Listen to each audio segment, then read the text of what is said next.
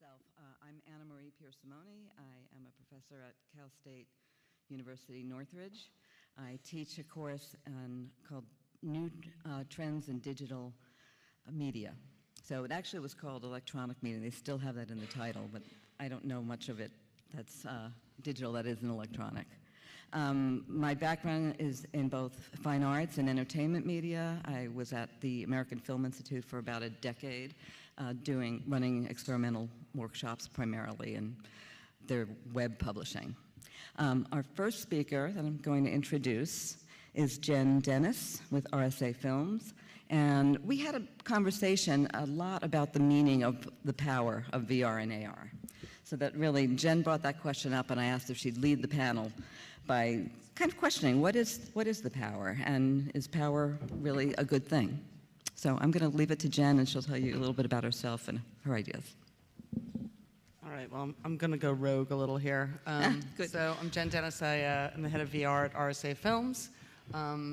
And I'm going to say that the power of AR and VR is not known yet. So I think that we all know that it's a very powerful tool, but we're at the very, very infancy of what are the capabilities going forward in this world.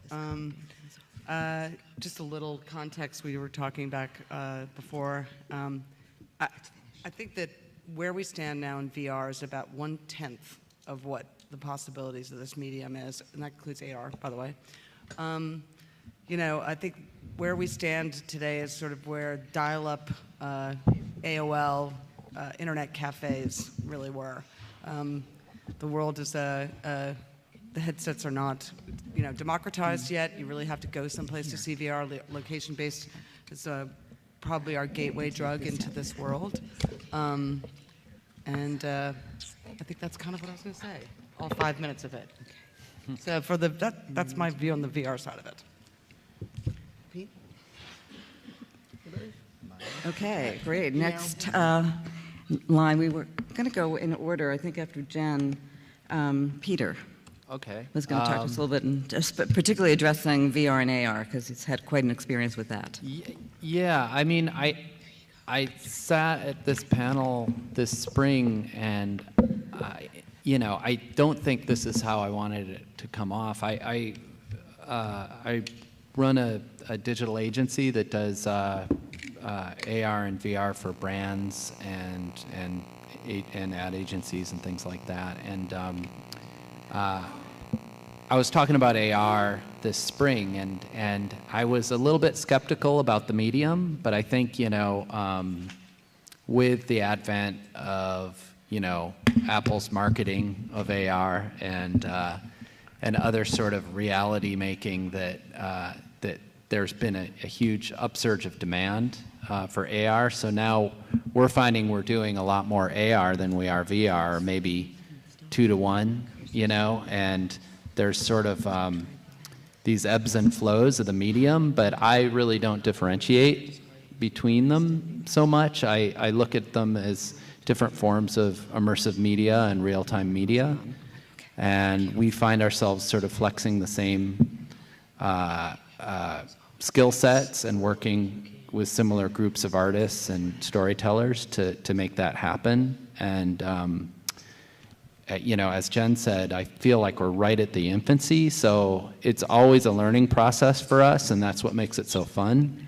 It's not sort of a stable, rote kind of industry where we have these conventions that we have to adhere to.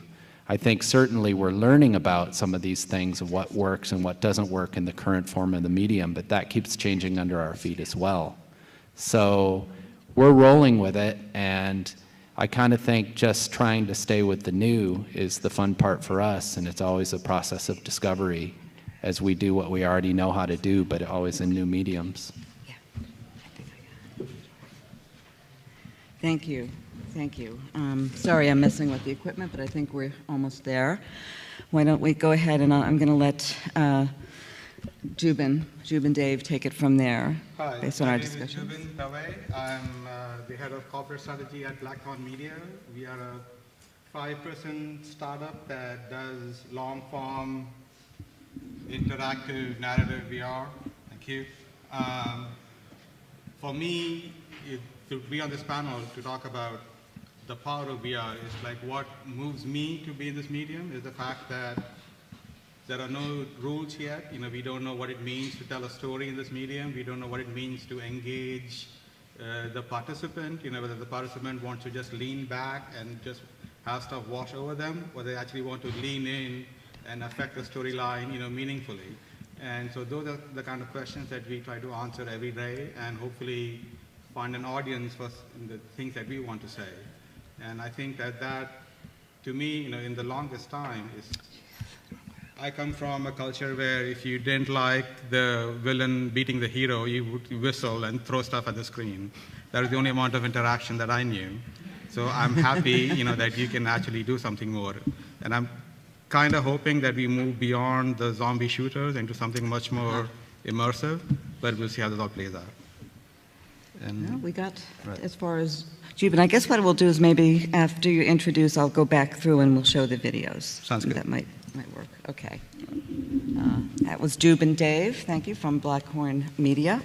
And we'll move on to Joe DeMiro with Team One and Good Tilt Shift. afternoon. So my name is Joe DeMiro, and I just want to thank, this has been a fun kind of hour or so that this panel has gotten a chance just to hang and get to know each other and talk, and excited to kind of open discussion up at some point with you all today. By day, I get to be head of digital for an agency called Team One, which is famous for launching Lexus here in the United States and works with other brands like the Ritz-Carlton and Indian Motorcycle, Decor, which is a premium appliance company. If you're interested in purchasing a $40,000 refrigerator, you can go to decor.com. But by night, I get to be the head of a little startup, a really well-funded startup because it's part of Publicis Group, called Tilt Shift. And our aim is to help businesses, large corporations, leverage immersive realities and immersive media to solve customer pain points and business problems. And so we'll show some examples here. I've got this up if you want to speak to your keynote as you Cool, were yeah. hoping to. Do you mind advancing for me? Not at all. Thank you. Right. So there's That's me. you. Another shot of you. So this is an example of that. And if you just push play on this. Oh. So Tilt Shift was approached by Lexus about a year ago with a really interesting challenge, which was Lexus was launching a new car that was going to help redefine its brand called the LC. The challenge with car launches, and many of you in this room probably know this, is that oftentimes those announcements take place 12 to 18 months before the cars actually show up on the lots. And there was so much excitement around this particular vehicle, we used virtual reality to bring that vehicle virtually to every single dealership across North America, about 50 events throughout North America. And in the experience, you can actually go in, you can open the door, you can configure the car, you can spec it out exactly as you would like, all but basically the new car smell, you get the full experience. And then we ported it over to an iPad experience as well. So we're playing a lot with taking 360 experiences and headsets and finding ways of extending them onto platforms that everybody has, like smartphones and tablets. Another couple of just quick examples, and I don't mean to jeopardize it all, No, but go just ahead. to This is great. showcase a couple examples of this. So if you hit play on this, this is an example of an early test. One of the things that we've built, and I know that the partners on the panel here have adopted this as well, is we don't like to talk about it, we just make stuff. And there's a lot of conferences like this where you get to see people talk about VR and AR, but until you're really rolling up your sleeves and making it and doing it like all of us are, it's really hard to understand it. It's really hard to talk about it authentically. So if you hit play on this, this is an example of where we've taken some vehicle CAD data and we've ported it into ARKit. This is a very early test to say, what would it mean to actually answer the question, how do you get a customer to see that vehicle in their driveway? How do you get them to envision buying that thing, playing with it and exploring it? And so this is a little test that we're playing with, and I will say that some of the stuff I'm showing you is kind of what's out in the wild. This is an example of something that was built in about 2 to 3 days, just so that we could start proving it out to clients to say, hey, we think that there's an opportunity here. So you can, again, configure the car, you can tap on hot spots and check out features of the car, et cetera. And what's crazy about this is young and old people end up thinking that this is just a game. Their experience with the brand is so much more in-depth, engaging, so much more exciting.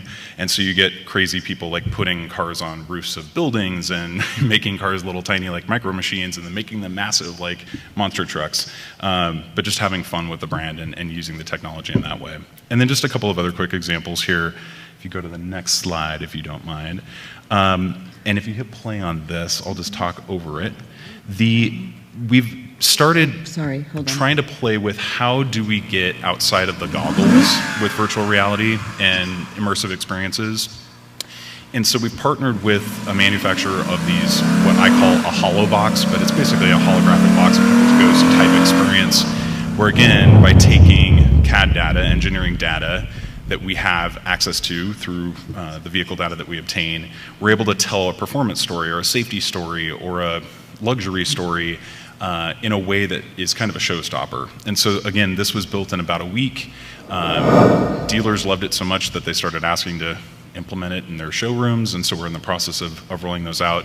But the only physical part you're seeing here is this turbo part, and then we're able to tell a performance story in a holographic way and a social way around that.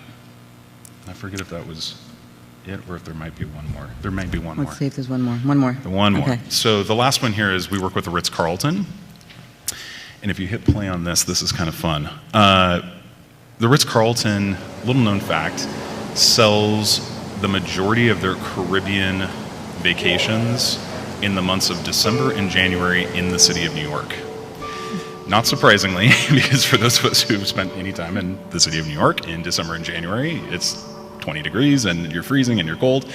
So we're in the process of working with them to bring what would typically be considered like on Fifth Avenue, you know, the window wars, where you've got Barney's and Tiffany and Macy's and everybody's putting these amazing window displays together.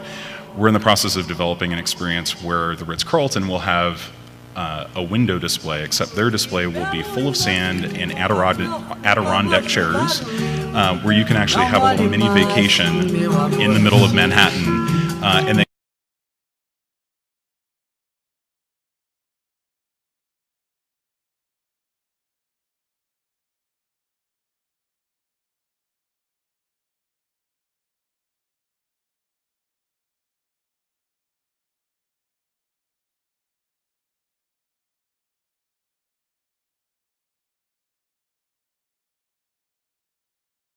drink a little martini, Cocktails? a little cocktail, and yeah, exactly. So it's kind of a fun little experience. And then this kind of zoom up experience that shows you the property, shows you the resort, which totally freaks me out because I'm afraid of heights. But it's something that we're kind of playing with. Yeah. So go to Manhattan and you too can book your Ritz-Carlton vacation this December. Great. I think what I'd like to do is backtrack just a little bit, because we do have the video now and we're kind of into it, and maybe show Jubin's work. So we did that next, and then maybe go on to Kathy Twig and save Peter's for a little bit after that. Jubin, would this VR case study work for you? The VR case study? As you're Blackthorn, right?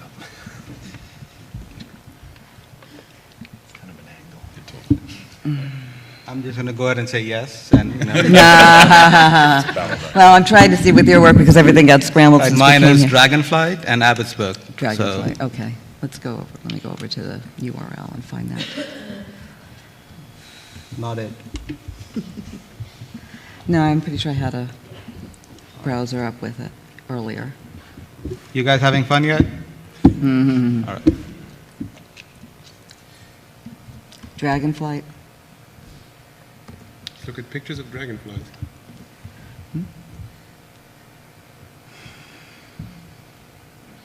Can I just say this too? I was not late to the panel, okay? So, Yeah. Johannes called me out, Yes, but I was you were. grabbing the adapter. so I can do this. All right, I'm going to go I move see ahead. a I'm not DF promo, like 7 from the bottom.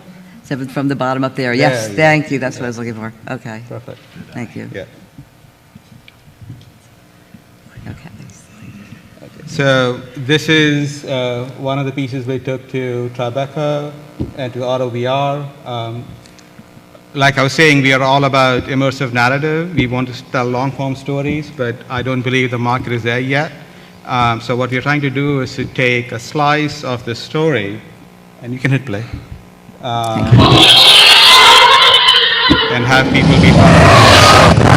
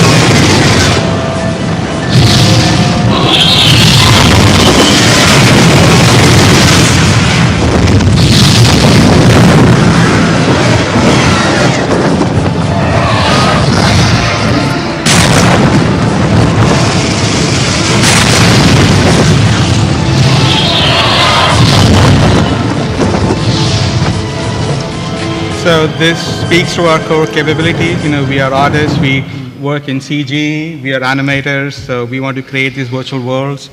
You get to ride on the back of a dragon, you get to destroy stuff, but you know, there's a story behind it. So the reason we played it this way in the marketplace right now is to get people to sample something like this in an arcade space or wherever they are, and then, you know, hopefully when the market for in-home matures, they can come and buy the whole story, and then we have a catalog of 8 to 10 episodes on which the story unfolds. So we believe that, you know, there is definitely a marketplace for a zombie shooter or other things that are out there, and, you know, more power to those people. We are not those people. We want to actually engage with our participants and see where they want to take the story.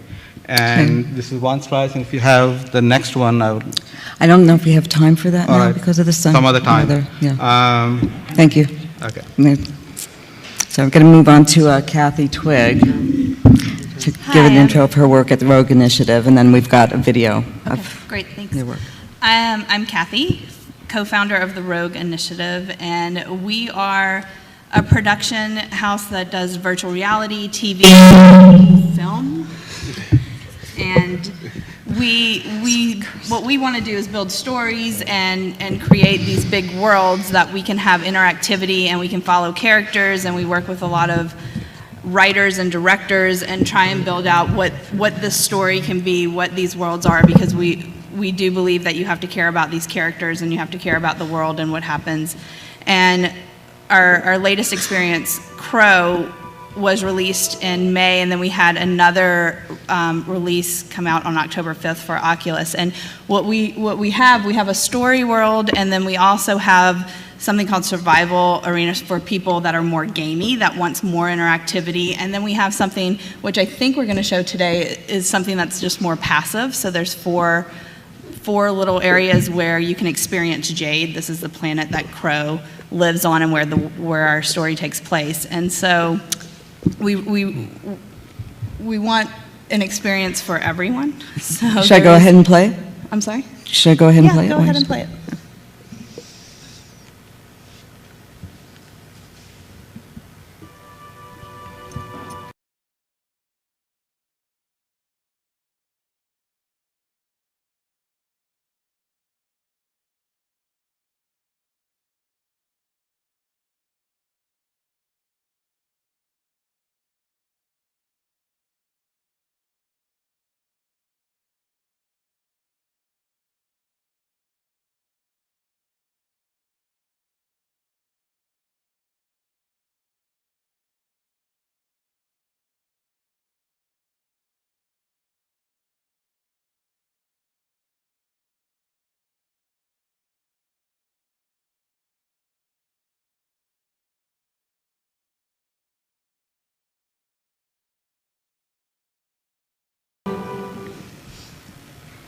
So that was just a little snippet of one of the passive modes. It is a little longer in the actual game. And again, you can do story mode, and there's 30 levels to the survival arena if that's what you're looking for, and it's really fun in a big boss battle.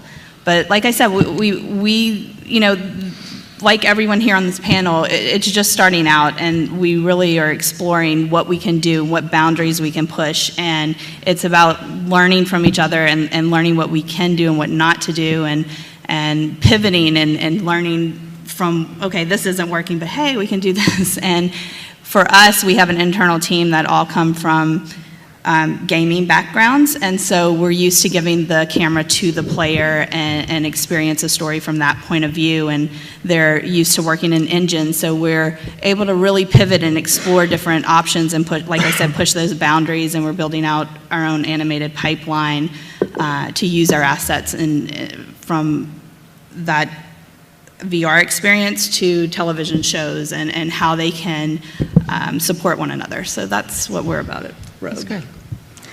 Yeah, I think we had a lot of discussions about the levels of interactivity and how much that would break, Right. how that worked against linear narrative. And I think, backtracking once more, I will find. If you don't mind, Peter, I'll show 19 Crimes, since I'm backtracking here, going all over the place. Come up to this. This is Peter Oberdorfer's work. And do you want to say anything about it before I play it, or? Well, I mean, I guess, you know, this speaks, we have a VR team and a 360 team and an AR team now, and the AR team is really getting busy because of the really, you know, sort of the mobile push with ARKit and AR Core on Android, and just curiosity about the medium. So I think there's been a lot of interest from brands on how to leverage it, and so we started this summer and came out recently, and there's been a lot of feedback, and now that's kind of grown into, now we're working on 6 separate augmented reality apps for marketing for other brands, and it's really just kind of been unexpected, the demand and feedback for it, and there's been a lot of impressions from the audience. So I think to a large extent we're seeing the audience drive this scale, partially because there's no barrier of entry, everybody has a phone. And that was sort of the hope, I think, for cardboard VR, but that sort of was a false hope, I think. People are sort of moving beyond that in VR. But this is something that I think has legs for now. And I think, you know, AR will have a lot of success on a simple mobile device where VR doesn't, and then vice versa as VR gets more and more complex. So you're saying that we reached kind of critical mass by having it accessible? I think they're going to affect audiences in different ways. Yeah. But let me play a little bit of this so they could see. Yeah. It's very cool piece. Like no other. When does buying a bottle of wine become a video trip into history? The age of talking labels is officially here. Well, as if wine drinkers needed another reason to purchase wine, well, this one's for the history buff. Technology is finding its way into every But Was it okay? internet? business. The wine business now. Each bottle distributed by Australian wine brand 19 Crimes.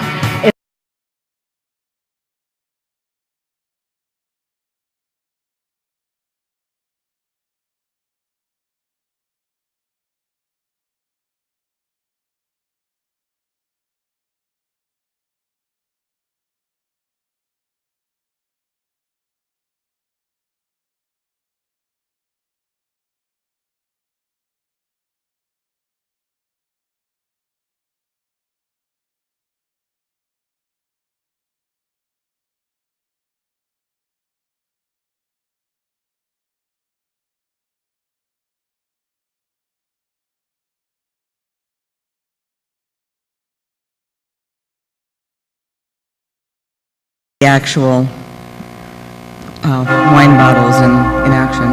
So, yeah, just, you know, speaking to that a little bit, I think, you know, our clients are getting more familiar with what they can do within the medium themselves, so we're adding more gamified elements. Crime 18, spared the hangman's noose, banished to Australia.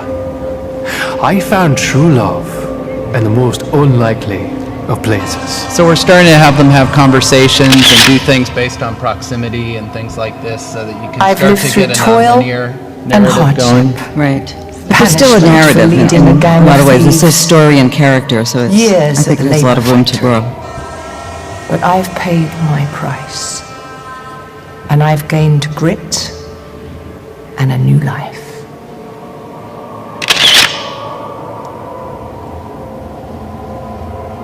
think that we have been nearly 9 years in this living tomb since our first arrest, and that it is impossible for mind or body to withstand the continual strain that is upon them.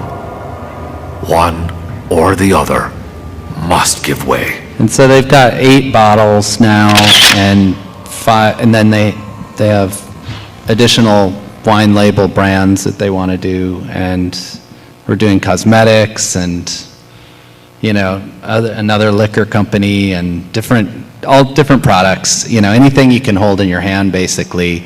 Some of them are more for training purposes, some of them are more just marketing apps, but I think people are really responding to the fact that everybody already has the equipment they need to do this, so thinking of experiences for it is very easy for a lot of folks and how they would use this. Is it kind of blue sky? Yeah. You think at this point? And we had a lot of discussions about that, and whether there really should be kind of a think tank or think tanks growing to experiment with some of these ideas, if that would actually help them to develop more. Now I'd like to introduce Tana Frederick. She's a producer and actor, as it says up there on the card. And do you want to speak first, and then I'll show your piece, or do you want to show it first? Yeah, sure. Okay. Let me come up here.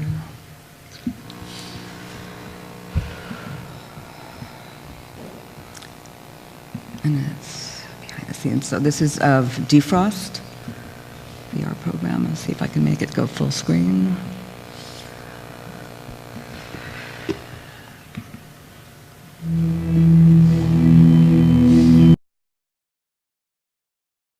One of the very first that I'm aware of, and we're doing this stuff pretty consistently, that actually tells a story. Came up with the idea of having the first person, the viewer, be a woman waking up after being frozen for 30 years. And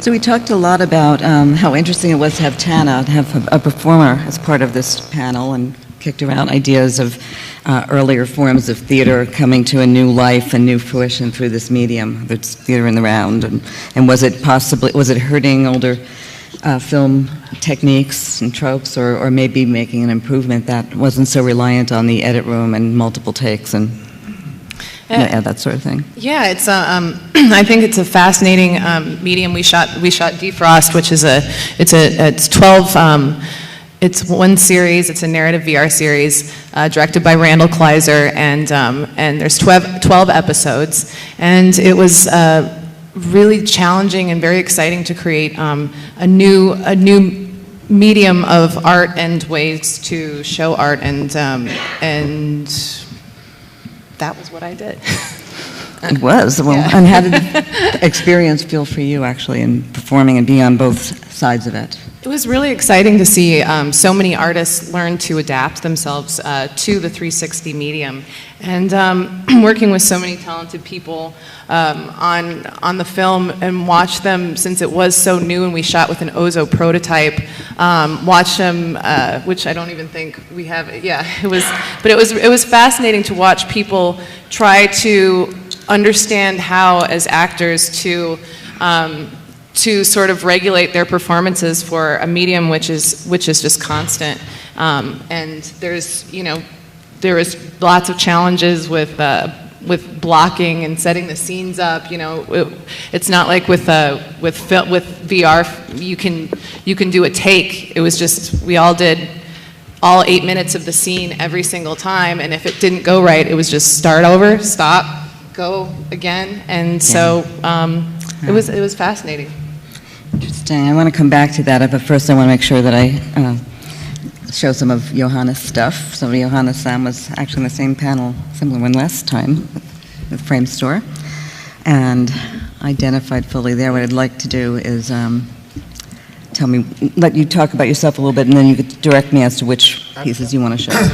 Absolutely. So, yeah, my name is Johanna Sam. I work at Frame Store. Frame Store is a 30-plus-year-old company that's usually started in the classic, more, visual effects business for music videos, and then moved into visual effects, big Hollywood movies, and recently also in what we call applied technologies. So as we work for brands in our integrated advertising world, obviously new technologies and new storytelling devices need to be explored, and that's what the vision is that I'm in LA kind of pushing for. So what I want to do is I want to go back to the title again, to the title of the panel, The Power of VR. So one of the big things, and as everybody has said before me, is we don't know what we're doing. We try, we experiment. It's like similar to the early stages of film when we're trying to come up with a language and a way of telling stories, of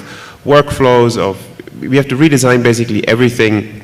It's like when the sound hit the movies, is suddenly the way you edit, the way you review, the way you set up shots, the way you act, everything needs to be not completely reinvented, but at least restructured and rethought. So I have a couple of super quick examples. So the first one, Boswell, the first one is our Fantastic Beast experience, where the storytelling is quite linear, like in more of a traditional game, where you make your choices, but you're guided by us through a story. There we go. Phew.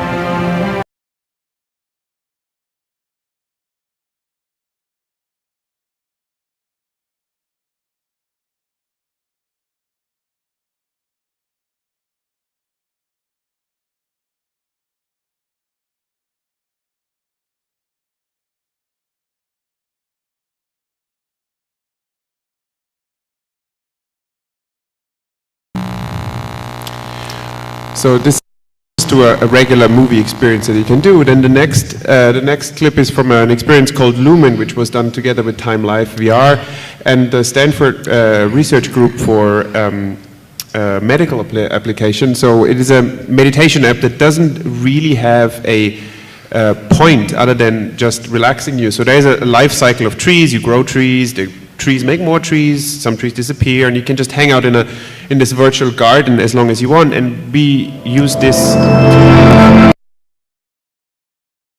kids' minds being taken away to a when they get their bandages replaced or something like that. So they have. I've seen some great examples of VR. I only have soft facts so far. The studies are still made at Stanford, but the soft fact says it works really well. Well, let's take a look.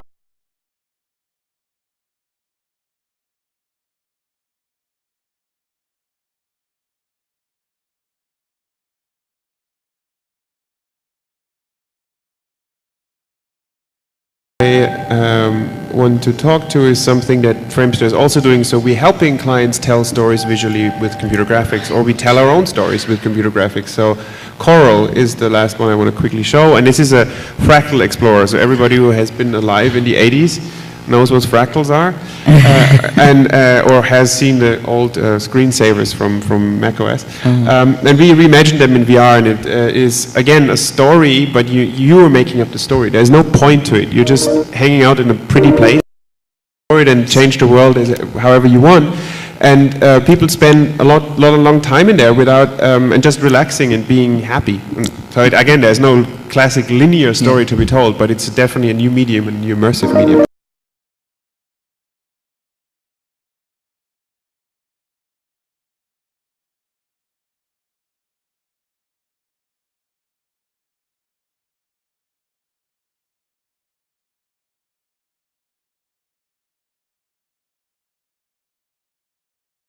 That's cool. That's the power. That's it. So we're seeing a lot of different kinds of power and powerfulness. Is the big question was, is power a good thing? Is that what we are aiming for?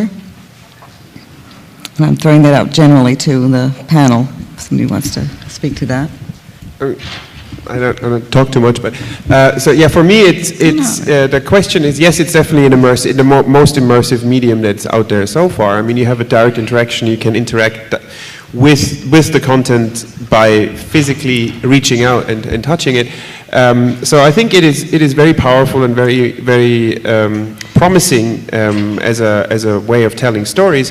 But I think it also has a unique drawback that we don't really have studies yet on how this affects people. How does this immersion, imagine you're suddenly part of a game where you shoot people. If is it a different thing that you do it with a mouse, or you do it with something that feels like a gun while you can move around? So does that change the way we have to approach stories or not? I mean, I have not formed a final opinion on that, but I think what's definitely necessary at this early stage is to get together as a panel or as a group to kind of start talking about those rules, make them, break them again, reinvent them, and kind of come up slowly with some sort of, the regulation is the wrong word, but some sort of catalog that we all work on. Well, so much of the tropes and the nomenclature in cinema and others are to make us not be so aware of the structure of it. That's been sort of the more traditional one, and I think Jubin had a lot of interesting things on our panel to say about that, and how much the technology shouldn't be taking over the narrative necessarily. And I do want to show your other piece, so if you want to speak to it, I have it held up. If you can play that, then Can I can we play talk first? about it. Okay.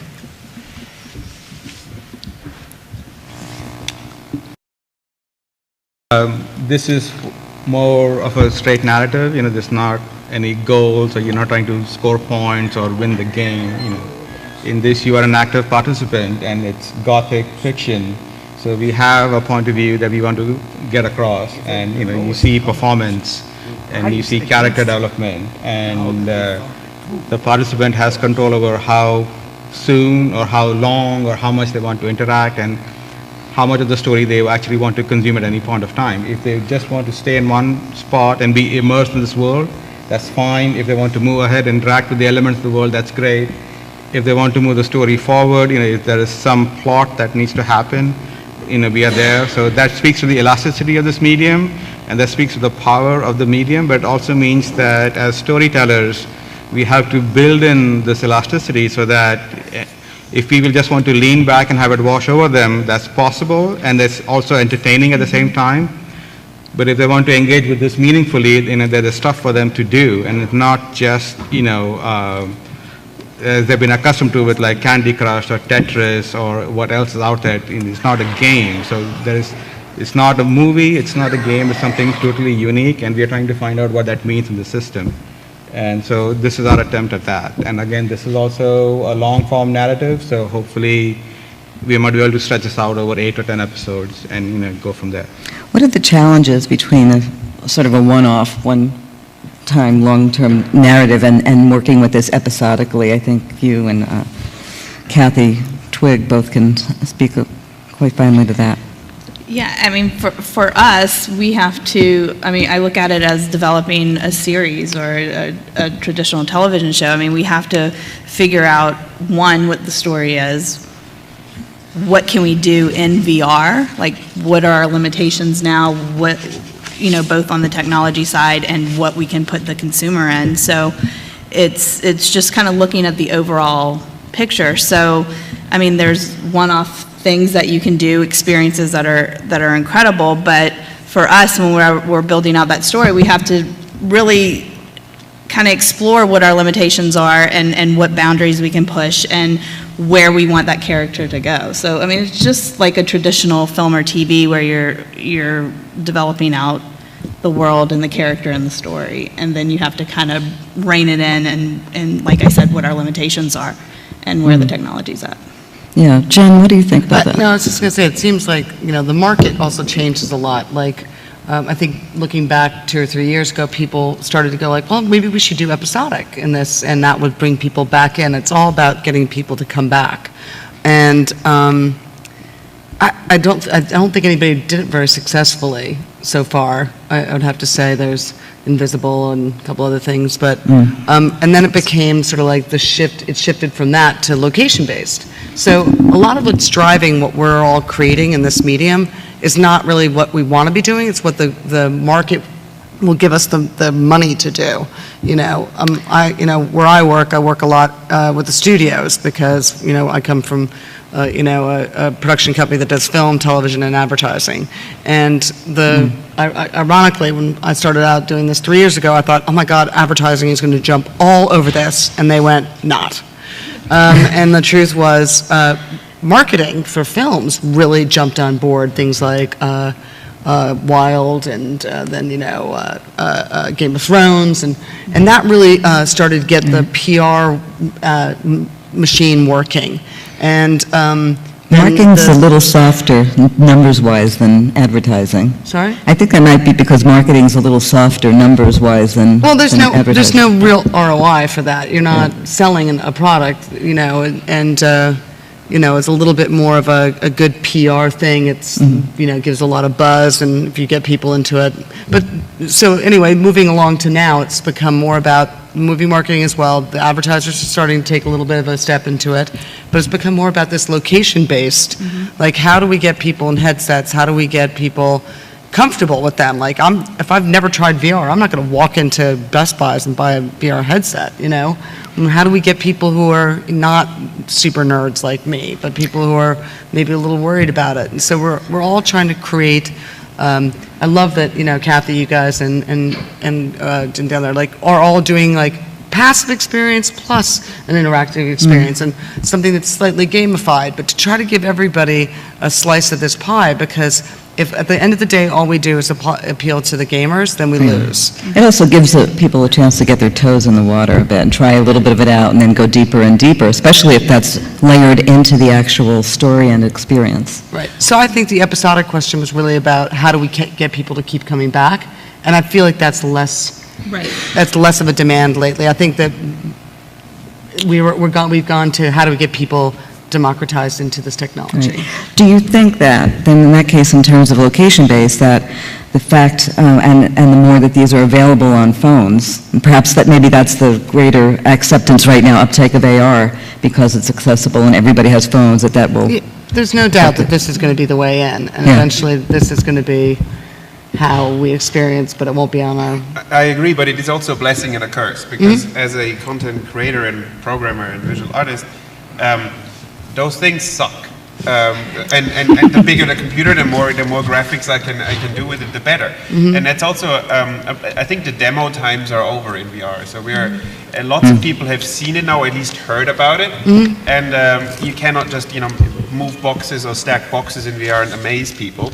So you're saying rehearsal is over, it's showtime. We need to really show what we can do and really push the boundaries and keep doing it, because otherwise, I thank God the phones get faster, but Google Cardboard was one of the worst things for ideas VR ever. because everybody started to watch bad 360 VR videos in a cardboard that was off with a lens. See, we disagree on that a bit, because I think just being able to try it at all. It was so stupid in that everybody has a different interstitial, distance between their eyes, and to think that I can put on the same thing that Kathy can is stupid. I mean, it's not about focus. You can't see it. So I totally agree.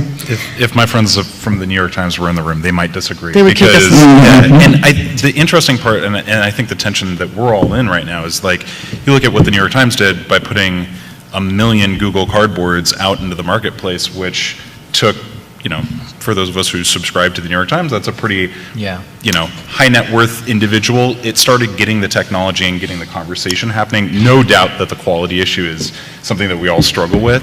And I just out of curiosity, if you've checked out the New York Times VR content or USA Today content or CNN content, give a raise of a hand. Okay, so quite a few of us. Okay, that's cool. So to me, that's actually a good indication that, we've got, talking about episodic serialized content, it's an opportunity to put, in some cases like the USA Today platform, they're publishing 3 times a week 360 content. New York Times is publishing Right. once a week or so on their VR app. You So know, it's an opportunity, I think, to kind of I democratize. think that's a different thing, though. That's documentary. Totally So right. I mean, I'm talking about Actual For sure. story. Yeah. And For sure, absolutely. Well, that's show me true, up but there. I mean, without a value judgment of it, these things are happening, and it's about scalability and penetration to the audience, and so I prefer to look at it somewhat agnostically. I mean, I have my opinions of what a better experience are. I think all of us would agree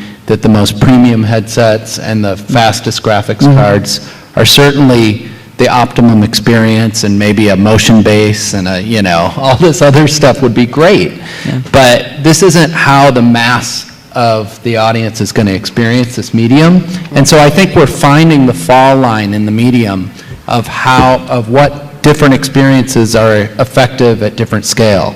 And so we're seeing with the New York Times something that may be more cascading down to a wider audience, but through reportage, there is a value to it, and the scalability of it is very important there.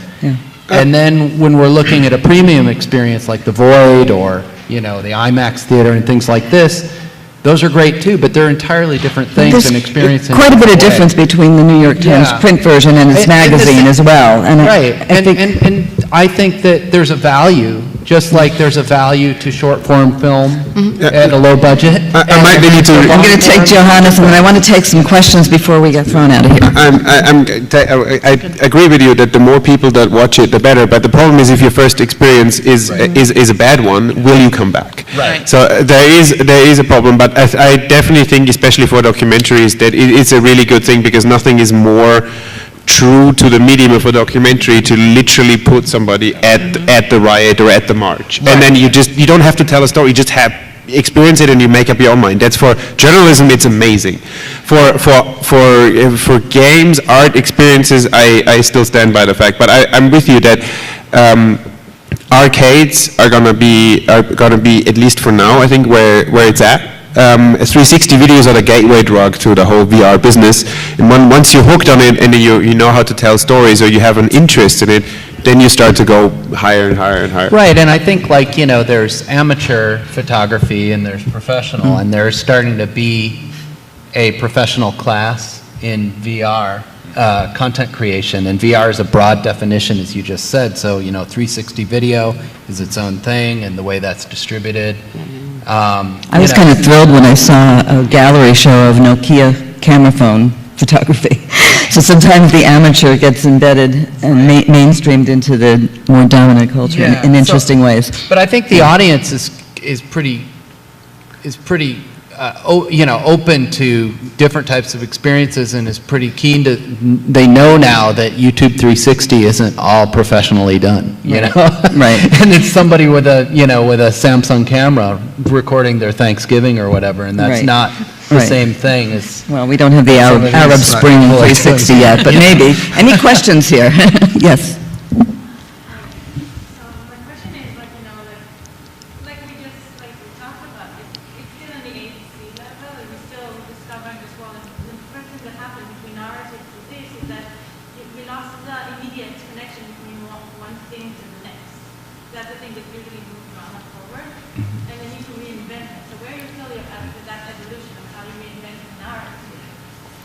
I think that's a great question, and I think that you have to build in some amount of, so I'm going to speak to the kind of stuff that we make, which is fully CG VR, so it's not like you have to film every response to every participation action, right, because it's all live in that sense, because we can react to whatever the participant does.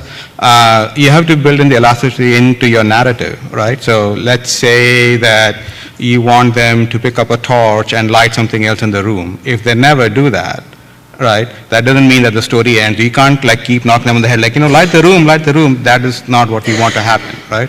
This person just wants to stand there and watch the world burn, which is fine. There has to be a story that is completely lean back, which is interesting to this person.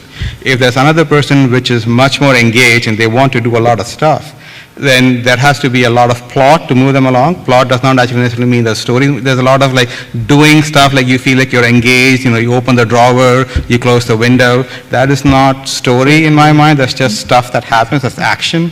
which is also great, right? And if you're trying to do this in a 10-minute arcade experience, which is where we expect most people to sample this today and for the foreseeable future, then it has to be a lot more action-y oriented, right? So, but we fully believe that, you know, there is a medium there that people want to bring their own biases, their own empathies into the story, and that's where, that to me is, quote unquote, the power of VR. And you maybe the holy grail even. And we haven't come up with the film language for VR yet. There's no such thing yet. And everybody who tells you that they're an expert in the field, they're lying to you. We're all still learning and coming up with this together. But I think the underlying thing is we're still telling a story. Yes, the story needs to be branchable and dynamic. And you know, how do you make an edit for that? I have no direct answer to that. I mean, I solve this on a day-to-day basis for a project, but you know, there's no, you know, this is how we do it yet. And how do you do it when you're taking audience participation into account too? How do you guide those changes? And is that, as I mentioned during the early discussion, Scott McCloud, a comic book artist and writer, in Understanding Comics, he talked about durable mutation. So this constant within a medium, and as it's changing through others, it doesn't just reprocess it or get reinterpreted in a different medium, but actually is changing and building upon it with each new form of it. Any more questions? There's one over here. Yeah. Oh, good. Well, Chris, let me tell you. Of course. The best, you know, I think at the moment, the piece that worked the best for me is still the Fox piece that they did for Legacy 24, which is just I think it's I want to say it's either 6 minutes or 16, I can't remember. Six, thank you. Which actually sets up the entire show for the season. And that's, again, that was shot, I know, quadratically, which is very complicated, but it really feels like the best acted fiction, you know, like piece of fiction I've seen, like storytelling. Sorry? No problem. Is you? Big. I too. $50, by the way, on the way out the door. I think for me, it was Henry the Hedgehog, because just whenever they look at, you know, he looks at you, and it was just this cute little story, and that was kind of my first experience where I was like, okay, I can see where some of this story is going, or how I can feel for this little animated character. So that was for me. It was cute too. It was cute. Yeah, that's a tough question. It's like asking what my favorite movie is. You know, one that I was just one that I just was watching again the other day that I liked was Pearl, and that one just had a nice, very strong story. And I had first experienced it on the Rift, so I was exploring like the car interior, and I just liked the idea of the first-person view from within the car as a story device. That was clever, I thought. I like that one too. Me too. I like the subject matter that someone like Nonni Denapella picks up all the time. I think that's very powerful. And for pure visceral fun, I like Irrational Exuberance that came out a couple of years ago. Has anybody seen the Kentucky Fried Chicken training experience? I just heard about that. Did you see it? It's basically it's like a job trainer. It's like a job trainer. Yeah, it's like Colonel Sanders telling you how to like bread the chicken and fry the chicken, and it's very iterative. It made me laugh so hard I cried. Like it was one of those like yes to all of these experiences. The Rick and Morty one is really good. And that was good too. Yeah. But that, I will say huge props to the team that was involved in that, because I think it was a great example of leading you through a narrative arc, a story, in a way that was just silly and funny, but completely on brand and completely on point. And I laughed so hard, man. I dug it. So if you get a chance to check that out, definitely do. I really liked Giant, if you've seen that, by It's one of the best pieces I think I saw, and the reason why it was really interesting to me is the woman who created it. She had gone through a lot of bombings, and so harnessing VR as an empathy tool is so incredibly powerful. And I don't think we know what we have yet through this storytelling device, through VR as a storytelling device, and some of the haptics that she had involved with going in and like. It was all about, I mean, if you can look it up, you'll see, but the way that she really used immersive storytelling to enhance a sort of fear about what she went through as a child was very awe-inspiring. That's good. I agree. It's the same with the movies. Like, do you want to talk about? I mean, the best storytelling for me is always stuff like Vice News. Like, if I'm somewhere where I can immerse myself in a real act that happened for historical reasons, I think that is very, very powerful. On the other hand, I mean, it's obviously for selfish reasons. Is something like our choral thing is something that I love because there's no story told. So it's not from a narrative point interesting, but it's from an experiential point very, very interesting. Besides that, I love the what is it called? Accounting, which is absolutely bizarre storytelling, and it's gross and good at the same time. But it's because it's new and different and kind of twists everything on its head. I think that's one of the most successful things we've done in VR. We as in a community, not we as friends. Great, thank you. Thank you. Another question back there.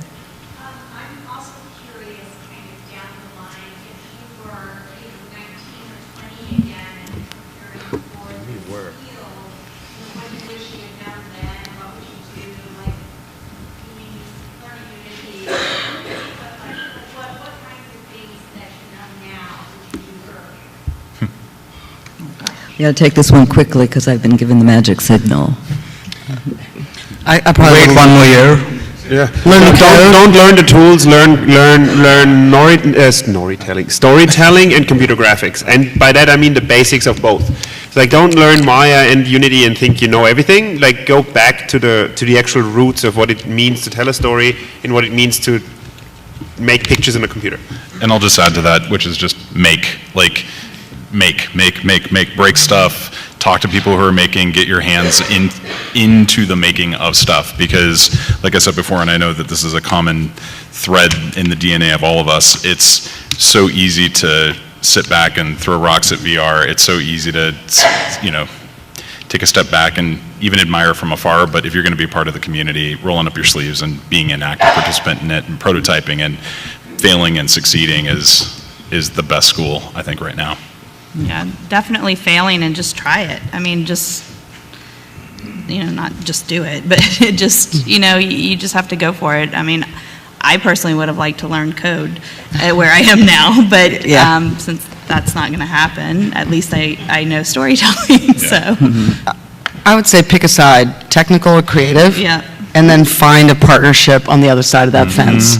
Because that's really what we all need to be doing more of, is like those people who can code and Maya and Unity and do all that shit need a lot more of us creative people helping them, and then we need the exact same from them.